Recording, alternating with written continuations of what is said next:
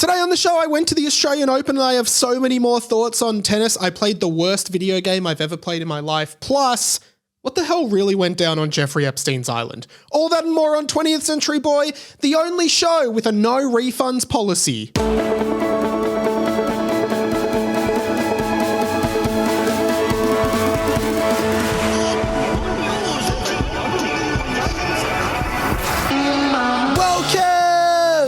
To 20th Century Boy. My name is YuGiOh, and this is the inside of my mind. Oh, welcome to the show. Hello. My name's actually Radio Mike. This is my podcast, 20th Century Boy, a weekly one-sided conversation with me that you can't respond to. I start every week with a different name that's like a Mike-themed pun. This week went with YuGiOh in reference to YuGiOh from famous Australian radio show Kyle and YuGiOh. YuGiOh, cool. Then actually started thinking, why is YuGiOh's name YuGiOh? Because her surname does not start with O. Her name is Jackie Henderson. So why does she go by YuGiOh? A few conspiracies happening here in the podcast land. I'm uncovering some pretty serious stuff. Where does YuGiOh come from? I don't know. Anyway, welcome to the podcast, everyone. As I said, 20th Century Boy, the conversations you wish you were having about the stuff that no one else cares about. That's the conceit of the podcast. That's the main idea, right? This is a plug. I call it a plug because there's blog, which is a web log. There's vlog, which is a video log. A plug is a podcast log, right? That's what this is. So it's just me talking 45 minutes each week. Tune in, get into the mind of Mike, go for it. A few things that a bunch of stuff I've got to talk about this week. First of all, I wanted to do a couple little follow-ups. And by the way, you can get in touch with the show, put your thoughts across, answer any questions, ask any questions, radiomikepod@gmail.com or any way that you'd like to contribute. We'd love to have you there. Great to be back for season 6, by the way. Awesome to be back for our 6th year. First thing, I wanted to do 2 updates from last week's episode, the first episode of the year. First one is, I talked about last week a few ideas that I've got that I want to do on the show. And one of those ideas was a movie club that I'm going to do with producer Pat. Basically, each month we're going to watch a movie like a book club and then discuss it on a podcast. And we've decided we're going to go ahead with that. We're going to do it. It's just going to be a thing we do this year. Listeners, you can get involved as much or as little as you want. We're basically, at the end of each month, we'll record an episode on the movie we watched. How we decide the movies is just going to be pretty random based on movies in my Letterboxd watch list. And decided we're going to start the year by doing the movie Now You See Me from 2013, which is a heist film where magicians do like a heist of a casino, I think. Haven't seen it. Remember seeing the trailer for it in 2013 when it came out and being like, that movie looks awesome. I've got to watch it. And then never seeing it. And now it's been 11 years. So I'm finally going to watch it. And usually you'll have more time, but basically we're probably going to record it next week sometime on probably Thursday next week. So if you can watch Now You See Me in the next week for the episode to come out on the 31st, that's Movie Club this month. And then for February, I'll announce it earlier so you have the whole month to figure out when you can watch it. But yeah, send in any thoughts if you've seen it before. But yeah, Movie Club is going to be a thing for this year. I'm hoping to I might talk about it quickly here. I do want to try and utilize this podcast feed. And I wonder if people would be annoyed about this, but like, obviously I still want to do an episode of TCB every week, but would people be annoyed if I put I already do it with like the World Tour bonus edition, the Movie Club will be on this feed. If I put other stuff on this feed, sometimes sort of midweek, I have an idea for a video or something I want to make or something I want to talk about that I'll put on YouTube. And then I'm like, well, why don't I just put this on the podcast feed as well if people want to listen to it? So I'm still thinking about how to best handle that and like maybe making TCB more like personal anecdote kind of podcast. I don't know. And then just, I don't know. I'm just always thinking about how this feed should operate. But anyway, just give me if anyone has thoughts on that, please let me know. The other thing so me and Pat will be doing the Movie Club. If you want more of Pat, patreon.com/Pat and Mike, such a fun show. We put clips up as well on the TCB Pod Insta and my TikTok and YouTube. Go support us on Patreon. If you listen to this show every week and get something out of it, please jump on the Patreon, just support us. Every little dollar counts. We are an independent podcast. We don't have a team. You guys are our support, so thank you so much. The other thing I talked about last week on the show, how my goal for 2024 is I wanted to learn the harmonica. I wanted to be able to pick up a harmonica and be able to play it well, right? I just thought that would be a cool goal. Did end up buying a harmonica on Amazon, and, you know, it came pretty quickly, as Amazon does, was about $35. So, you know, I hope it's a good harmonica. Realized a couple things. Basically, the key thing I realized is that I'm pretty sure, I actually think if you have any background in music or playing any instrument or singing, I think the harmonica is actually quite easy. That's what I've realized. I haven't watched any YouTube tutorials. I haven't even researched the harmonica at all, but I actually think I'm already pretty good at it. And don't get me wrong, like, I just think the harmonica is an easy instrument for anyone who has a musical background, which I do, right? And here's sort of the proof of that. And maybe don't take this as me backtracking, but I might need to adjust my goal because, you know, what I realized is the other thing I realized about harmonica is quite an annoying instrument. I actually don't think anyone enjoys listening to a solo harmonica. I feel like the harmonica really shines as part of an ensemble. It's kind of like when Joey from Friends got a spin-off. Like, everyone loved Joey as one of the friends, but when he got a spin-off that was just Joey, no one liked him. And it failed. I feel like the harmonica is Joey, right?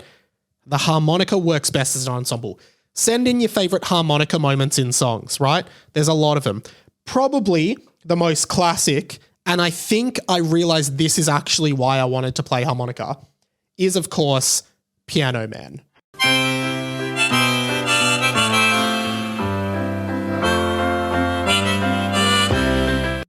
Okay, so that's Piano Man, Billy Joel, classic song, beautiful song, great song, right?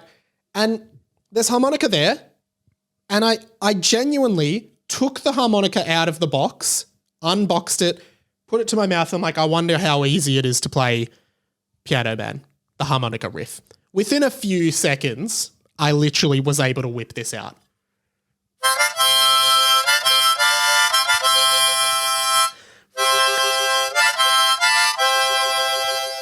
So basically, without even looking into anything or like how to play harmonica, how to play Piano Man, I literally did that. I just was like, yeah, this, okay, yeah. Really easy. So I don't know if I'm going to persist with harmonica, okay? That's what I want to be honest with you guys, the listeners, about. And again, send in your favorite harmonica moments from songs, but decided I'm going to adjust that goal, okay? I'm ditching harmonica, but instead, another goal I've always had, which I want to learn in 2024, which I think will take more skill and practice, similar to the Rubik's Cube last year. I want to learn how to do like a little sleight of hand magic trick, right? Like where you hold a coin up and then you sort of do this, wave your arm, and then the coin's gone. And, you know, I'm pretty sure what happens is it's sort of behind your fingers, but I think I want to learn how to do that, and that's going to be a big goal for 2024. So watch this space, okay? Went to the Australian Open yesterday for a whole day, probably 11 till 6. We were there, watched a bunch of matches, including Kokonakis, who's an Australian player. That was a really good match. And I do have a few thoughts on tennis that I need to get off my chest. Is there honestly someone who can explain to me, I know this is Googleable, but can someone please explain to me the logic behind tennis scoring? Because as far as I can tell, tennis is just a game where you hit a ball over a net, and it's really fun and entertaining to watch. But the scoring system just seems needlessly complex because it goes love 15, 30, 40. If two people on 40, it becomes a deuce. And then then you get an advantage and then you can win. If you win that, you win a game. There are 6 games in a set, right? You have to win by two games. And then it's best of 5 sets in men's tennis. Can anyone explain where this comes from? Like, why can't it just be whoever wins a rally like 30 times? If you win whoever first to 30, it's just 1 point per win first to 30. What? Who invented all this shit around sets and games and stuff? 15, 30, 40. Why can't it just be like, all right, you won, you're on 1, you're on 0? What is love? Where did love come from? When did love become a word from 0? Again, I know I can Google this, but I want to vent about it and complain about it. Can someone please explain this to me? Where did all this come from? The other thing about tennis that I think, again, the scoring system kind of makes me think this, right, is if you're playing tennis and it's best of 5 sets, right, say you're playing against the opponent and they've already won 2 sets. So if they win the next set, they win the match, right? Because they'll have 3 of the 5. And a lot of these tennis matches go for like 3 hours, 5 hours. Like you're on there in the sweltering Melbourne summer heat. It's really hot out there. And like part of me thinks that if you're playing against an opponent and they're 2 sets up and they've got a few games on you in this 3rd set, maybe this is just me, but I would definitely be like, even if I try really hard to win this set, then I still have to play 2 more sets and win them to beat this guy.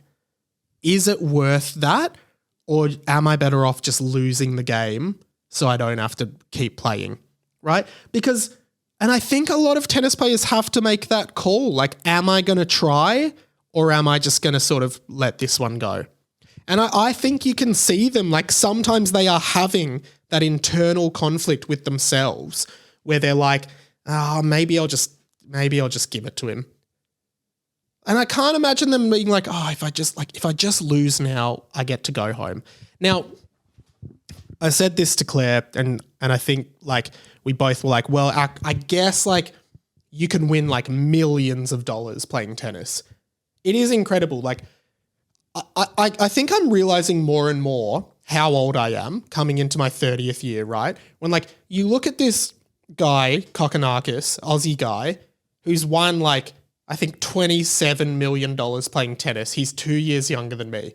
He's made more money playing tennis than I probably will in my entire lifetime, right? He has made so much money. These tennis players are just making so much money. And I'm like, Jesus Christ, they're probably getting more money for this match than I have in my bank account. And it's crazy. So maybe when there's that much money up for grabs, you're just totally happy to fight for it. But I do think, but then I'm like, if I had like $50 million, what's another 1 million? It's like, I'll just leave the 1 mil. I've got 50 mil already. I'm already earning interest on that 50 mil. Sometimes I think if you have $1 million just in cash, right? In a bank account, and you've got it in a bank account that pays 5% interest per annum, right?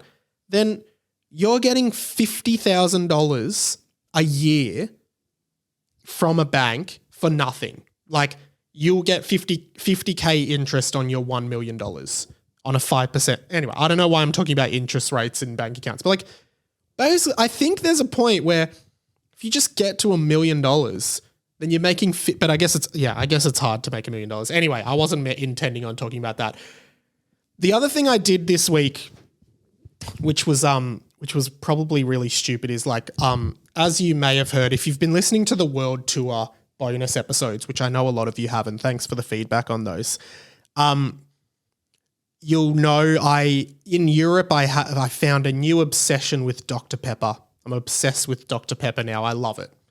And I've been ordering Dr. Pepper online from this website called USA Foods, non-sponsored, wannabe sponsored.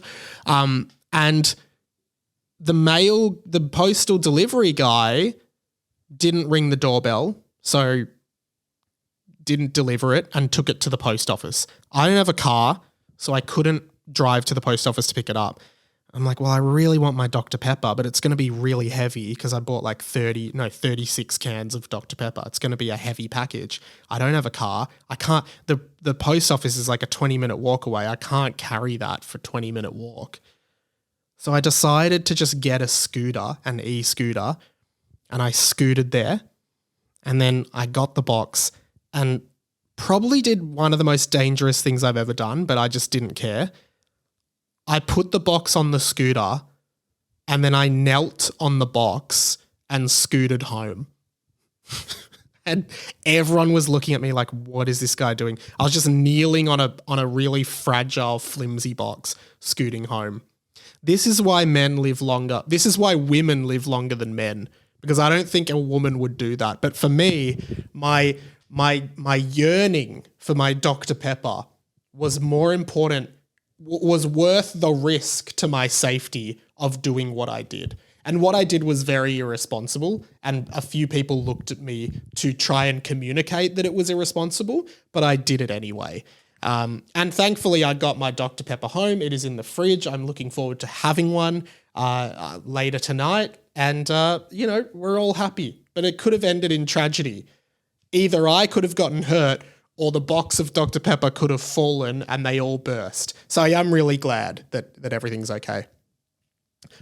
Lots happening in the world of Jeffrey Epstein's Island. I feel like this really just like went under the radar because Jeffrey Epstein and Ghislaine Maxwell, these two kind of, I guess they were like, pedophile ring coordinators who had a secret island where underage girls worked, and he had his plane, his jet or whatever. Really interesting. A lot of people, basically the judge or something has released a lot of the names in the Epstein documents. People who were on board Epstein's plane, or people that were mentioned in all of this and who traveled to the island. Here are some of the people who were mentioned in the Epstein documents. Donald Trump, no surprises there. Bill Clinton, no surprises there. David Copperfield, the magician. Surprises there because you think he would be able to magic himself into not appearing on the list. I don't know. Prince Andrew, no surprises there. Leonardo DiCaprio, I want to say surprise, but no surprises there. Kevin Spacey, no surprises there. Bruce Willis, that's sad. Cameron Diaz, that is actually quite surprising. George Lucas, also surprising. Michael Jackson, no surprises there. And Stephen Hawking, of all people. Okay? Now, it is really interesting that all of these very, very powerful people were like meeting with or interacting with Jeffrey Epstein. And it does, so many like conspiracies came out of this, like Jeffrey Epstein mysteriously died and, most people say he was killed and all of that stuff. It's very, very, very crazy. A few things though, because one of the things that happened is like Michael Jackson's named, and when I saw that Michael Jackson was named, and dare I open this can of worms again, because as you know, I've been cancelled in the past for talking shit about Michael Jackson, who was definitely a pedophile, by the way. Michael Jackson was named, but it's interesting because I think this is how misinformation really spreads. It's like everyone's like, yeah, Michael Jackson was on the plane. Michael Jackson actually wasn't. He was just mentioned by someone on the plane in like the flight logs or the records or something like that. He wasn't actually ever on the plane, right? So all of this misinformation surrounding Michael Jackson is happening because someone just mentioned his name in a transcript in an interview, right? That they met Michael Jackson there. And interestingly, it's probably the first time that Michael Jackson... Interestingly, it's not the first time that Michael Jackson has gotten away with some pretty dodgy behavior around underage people. He seems to be a pro at it. He seems to be an expert at doing dodgy stuff and just getting away with it. So Michael Jackson, very interesting one. The other interesting one is Stephen Hawking. Stephen Hawking, I feel like we all felt that Stephen Hawking was like this universal good guy, super intelligent, knew everything about the universe, theory of the universe, all of that stuff. Did he write A Brief History of Time? Possibly, possibly not. Stephen Hawking just was like, felt before he died, like I feel like he was like, yeah, this is like the most intelligent guy in the world. Now we find out he's involved with Jeffrey Epstein, and now we have to see Stephen Hawking in a different light. I just wanted to see him forever as the universal good, intelligent guy who uses science for the greater good. But now we have to think negatively of him, and that sucks. Apparently, he liked participating in underage orgies, which I think is absolutely crazy, and I'm not 100% sure how it would even work with him. But it is so weird what is coming out and all these celebrities that are allegedly involved with it, right? But here's the main thing I wanted to talk about. Of course, Trump is mentioned, and the main scandal that is coming out from the leaked Epstein documents, the main Trump scandal in all of this, right, is apparently sex tapes exist of Donald Trump, right? As well as others, including Bill Clinton, like they were secretly recorded having sex with underage people, which is gross, or like just generally having sex. And there are sex tapes that exist that are not in circulation, but allegedly they do exist of Donald Trump. And what I think is the most interesting part about this is I never thought there would be a sex tape that literally no one would ever want to watch. But here we are. Because I gotta say, if there is anyone in this world that I don't want to see having sex, it's Donald Trump. And you hear about a lot of sex tapes. Kim Kardashian, oh yeah, like I guess I'll check it out. Paris Hilton, oh yeah, I guess I'll check that out, right? But when I hear Donald Trump sex tape, I actually think he'll be okay, because I don't think anyone particularly wants to watch it unless they just want to laugh, because it will be so awkward and cringy and embarrassing. Really interesting. Would you watch a Donald Trump sex tape? Realistically, do you think you could do that? Just be like, wow, that's what Donald Trump's bum looks like. Just imagine that. If there's one thing I don't want to see in 2024, it's Donald Trump's bum. No Trump bum. We don't need to see that. But yeah, I just think, I think it will be absolutely crazy if this sex tape leaks. Absolutely insane. Moving on from Epstein, I'm in this peculiar circumstance, guys, and hear me out on this, because I've talked on this podcast about how I have PlayStation Plus. PlayStation Plus is basically like a yearly subscription to PlayStation, and in exchange, you kind of get a bunch of free games during the year, which I've really enjoyed. It's just, I'll just download a bunch of games when they come out on PlayStation Plus and just play a bunch of them, right?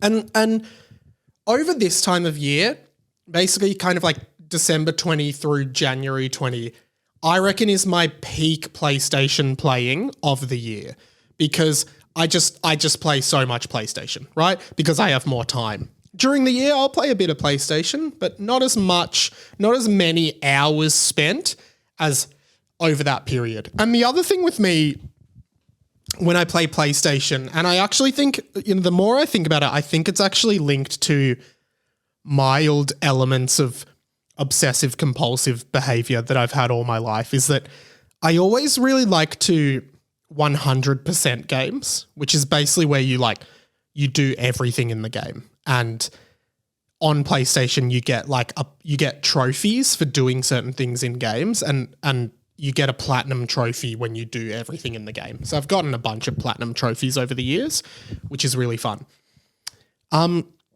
Sometimes it proves problematic though, including this particular instance where sometimes if I finish a game that was like really intense and I just want to play something light, I'll just go onto PlayStation Plus and I'll try and find like some random game that I can just waste a few hours on. And I ended up finding this game called Ben 10 Power Trip. Oh boy. Oh boy, this game has become the bane of my existence. Let me explain why. First of all, Ben 10, I assume people listening to this podcast are familiar with Ben 10. I missed Ben 10 as a kid. Like, I knew it existed. I think it was a Cartoon Network show. I knew it existed, but I think I was a bit too old for it when it became big. And also, we never had Foxtel here, so I've never seen an episode of Ben 10. I know what it's about. It's about a boy called Ben Tennyson, which is just a great name, who I think he gets like, you know, some gauntlet thing that allows him to transform into different aliens with different abilities. It's right up my alley. Like if Ben 10 hit me at the right age, at the right time, would have been obsessed. I'd be sitting here today telling you everything about Ben 10, but I was just a little bit off, right? I think it's a cool kids show concept, by the way, and it's been rebooted a few times. And so this video game, Ben 10 Power Trip, is obviously based on Ben 10. I'm like, I'm just going to download it because it looks like just an easy, thoughtless game. And I should have been smarter because this exact scenario happened to me last year, where I was in the same situation. It possibly was even the same time of year where from PlayStation Plus, I downloaded this Ice Age game called Ice Age, like Scrat's Big Adventure. And it was one of the worst games I've ever played, but I 100%ed it. And that is exactly the road I'm going down with Ben 10 Power Trip, which I've got to say is undoubtedly the worst video game I have ever played in my life. And that's why I say I'm in this peculiar situation where I am literally playing a game that I hate because I want to do everything in it, because I have like this mild obsessive compulsive behavioral patterns, right? This game is absurdly shit. It is actually beyond me that this game exists in 2024. I thought it was like impossible for games to be this bad, right? And I know what you are all thinking right now. You're all thinking, Mike, this is a dumb children's game. Can you blame it? And you're right. This is a dumb, stupid shovelware kids game that they sell to kids who watch the Ben 10 TV show. This game is not for me or anyone like me, but I'm playing it, right? And I'm experiencing this abomination of a game, right? So like it's basically like it's an open world kind of 3D platformer. You do very basic missions. There's combat that's very basic, right? And you can transform into the different aliens. One's super fast, one has fire, one's super strong. This must be crazy for you to be hearing that I'm persisting with this. Here are a few things about this game that I just think are remarkably bad, okay? So if you die in combat, like when you're fighting, you know, you go into like an animation of you dying, but for whatever reason, the jump button still works after you've died for a few seconds. So you basically are just like lying on the ground as a corpse, and then you can just jump off the ground, which is just, you'd think they would have programmed that out, but they didn't. The game just simply cannot handle itself.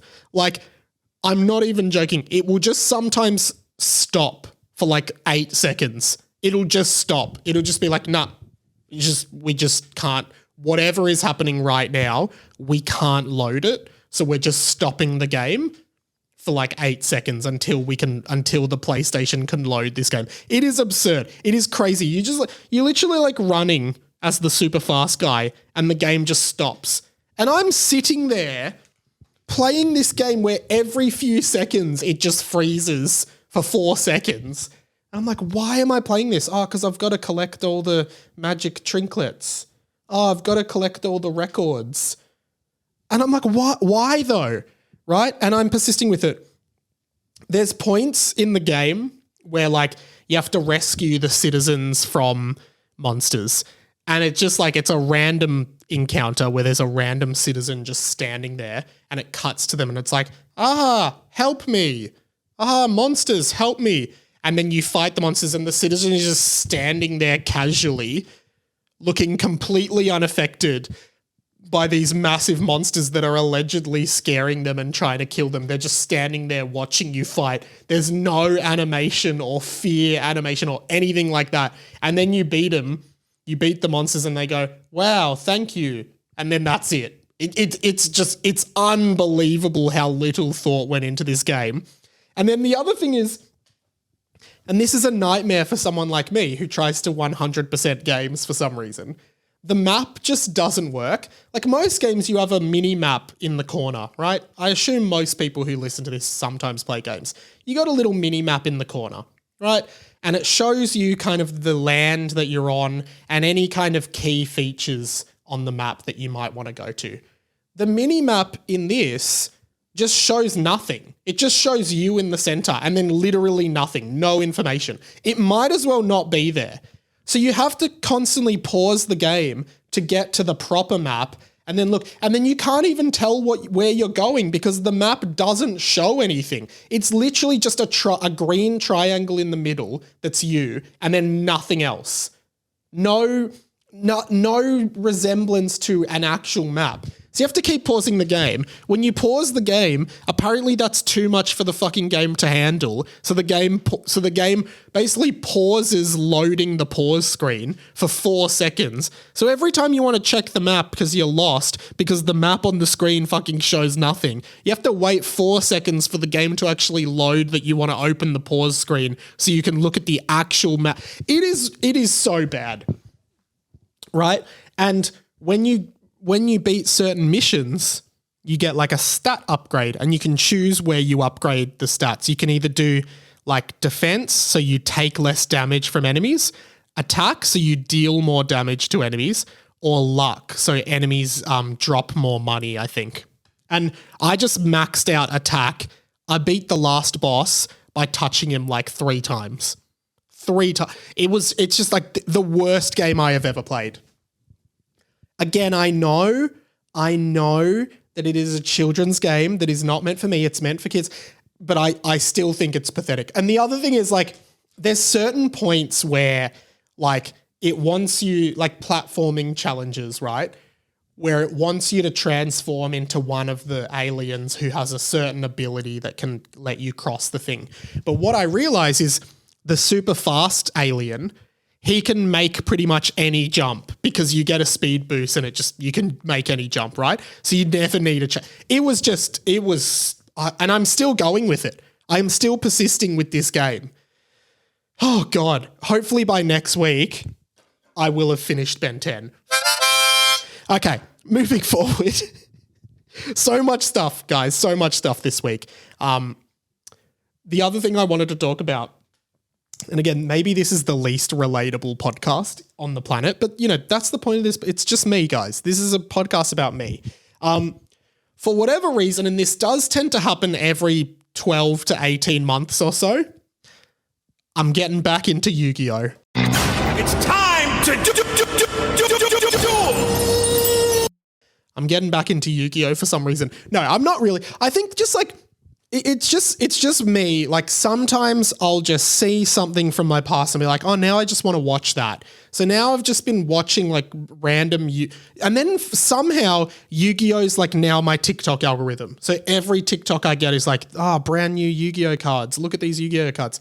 Yu-Gi-Oh has got to be I definitely talked about it on this pod before, but it justifies another chat. It has got to be the funniest kids show in the world. They are having real world problems, real adult problems, and they decide to settle them by playing a children's card game.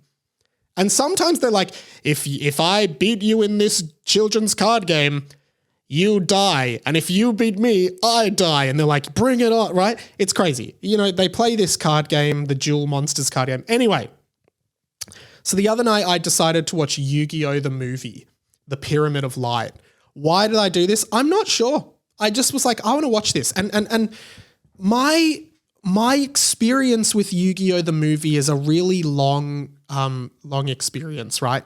Because I distinctly remember being maybe like 10 years old when this movie came out, and my friend Fletcher, his dad took us to see the movie with my brother and his brother. We went to the cinema and we saw Yu-Gi-Oh! The movie, The Pyramid of Light. And this is 2004, 20 years ago. And I remember I loved Yu-Gi-Oh! As a kid. I loved Yu-Gi-Oh! I thought it was awesome. But I remember all of us kids around the same age went to the movie, saw this movie, and we were all like, this is the worst movie we have ever seen. We thought this Yu-Gi-Oh! Movie was absolutely terrible, right? I distinctly remember it. I remember Fletcher's dad fell asleep in the movie. Granted, but I wanted to fall asleep too because it was so boring. And I think it was the beginning of the end for my love of Yu-Gi-Oh! Both the show and the card game, right? And what I realized is that this created some weird traumatic barrier in my mind where no matter what happens, I never wanted to watch Yu-Gi-Oh! The movie, The Pyramid of Light, ever again, right? This crazy, crazy moment. Because I've realized over the years, I've sort of had opportunities to watch the movie, but I just have never done it. And in the back of my head, I feel like my 10-year-old self is going, don't do it, right? It's kind of like, funnily enough, in Yu-Gi-Oh!, it's about a kid called Yu-Gi-Oh! Or Yugi, and he's possessed by an Egyptian pharaoh. And sometimes they're friends, but he's still possessed by him. And sometimes the pharaoh is sort of, you can see the pharaoh in his head talking to him and stuff. That's like me with my 10-year-old self with Yu-Gi-Oh! The movie, The Pyramid of Light. Every time I see it online or anything, it's like, don't watch that movie. Decided to watch it. You know what? I didn't think it was that bad. Maybe in 20 years, I understood it better. I genuinely, here's what I'm going to say. I think any adult could enjoy Yu-Gi-Oh! The movie, The Pyramid of Light. I'm putting it out there. I don't think it was as bad as 10-year-old me thought. I don't know why, but maybe I do know why. I actually think it's because 10-year-old me felt so much disappointment in that movie as a 10-year-old that it's like the opposite of hyping something up. Basically, I've spent 20 years hyping it down in my mind, and then as a nearly 30-year-old man, I'm like, you know what? I'm going to watch Yu-Gi-Oh! The Pyramid of Light, even though I remember it being the worst movie I've ever seen. I put it on. I'm pleasantly surprised. I had a lovely time with Yu-Gi-Oh! The movie, The Pyramid of Light. I actually thought it was genuinely okay as a movie. And I think here's my message to all of the millennials or Gen Zers out there who saw Yu-Gi-Oh! The movie, The Pyramid of Light in the cinemas in 2004. Fletcher, if you're listening, this one goes out to you, mate. Watch it again with a different lens. You might find your taste profile in movies has changed, and you might enjoy Yu-Gi-Oh! The movie, The Pyramid of Light. Because, it's an interesting story. Yugi, he's possessed by the Egyptian pharaoh. There's another Egyptian pharaoh from the past who's possessing Yugi's enemy, Seto Kaiba, while they're dueling. He comes out, right? He starts dueling Yugi the pharaoh while Yugi the boy is trapped in the pyramids or something with his friends Joey, Tristan, and the girl Taya, right? It's an engaging story. Yugi's got to strategize and believe in the heart of the cards, and that's the whole thing with Yugi.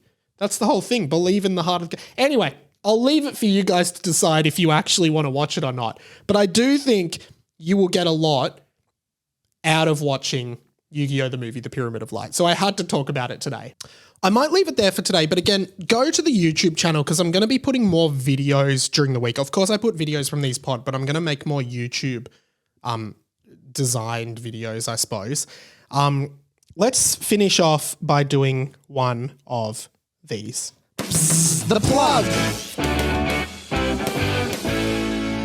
Patreon.com/Radio Mike. Please sign up there if you haven't already. Of course, You can find me on YouTube, TikTok, Instagram, Twitter, Threads, pretty much everything. I'm not calling Twitter X. I don't care. I genuinely don't care. What else? Okay, I've done a few guest podcasts recently. There is a playlist on Spotify called Radio Mike Guest Appearances. You can hear all of my guest appearances there. I'd also like to plug, so this week I'm going to be trying, like I said, I'm going to be trying to do a bunch of videos. I'm going to do a review of Green Day's new album, Saviors, that comes out on Friday. I'm also going to do a video talking about the Switch 2, the successor to the Nintendo Switch, if you're into gaming, and what I think it should be, what I think it should look like, what games I think it should have. And then I also want to do a video talking about how there might be a sequel to Banjo-Kazooie in the works, which if you listen to this podcast for a long time, you'll know I'm obsessed with that game series. So please check those out. Go listen to Harry Potter and the Boys. Go listen to pretty much everything I've done. I don't know. Just listen to my stuff. Consume my stuff. Follow the pod at TCB Pod on Instagram. I will see you guys next week for another episode. Thanks for listening. My name's Radio Mike. This has been The Inside of My Mind. Catch you later.